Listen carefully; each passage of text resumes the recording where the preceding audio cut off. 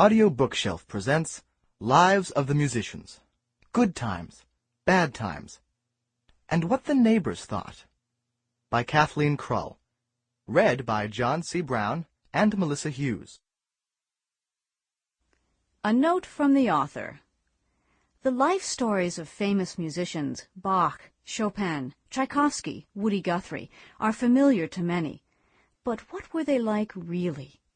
What kind of children were they? How did they die? And what went on in between?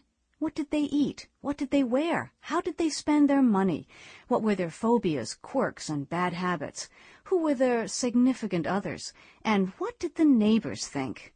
Music is not a quiet career. Most interesting of all, what is it like to live a truly creative life? The musicians in this book, representing different countries, historical periods, and musical styles, do have things in common.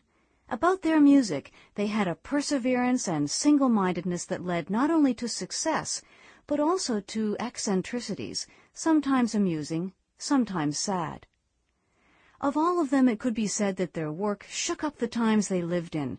It provoked riots, Stravinsky and Satie, led to death threats, Prokofiev, required police to control the crowds, Schumann, shaped entire generations of students, Boulanger, created wealthy superstars, Gilbert and Sullivan, was condemned as addictive and immoral, Joplin, and left blood on the piano keys, Gershwin.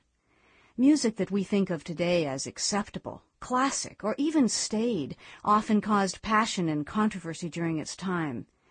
Beethoven thought that through his music he could change the world, points out cellist Yo-Yo Ma. Today, rock musicians are virtually the only ones who think that. This music can still arouse emotion and claim listeners. It's estimated that if Mozart were alive today, he'd be earning $20 million a year from sales of his records. The music, above all, is the reason people remember these musicians today. Here, escorted by the patron saint of music, Saint Cecilia, are 20 lives, colorful and mysterious. These untold stories, never before collected in one volume, are offered now as a way of getting closer to the musicians and the music.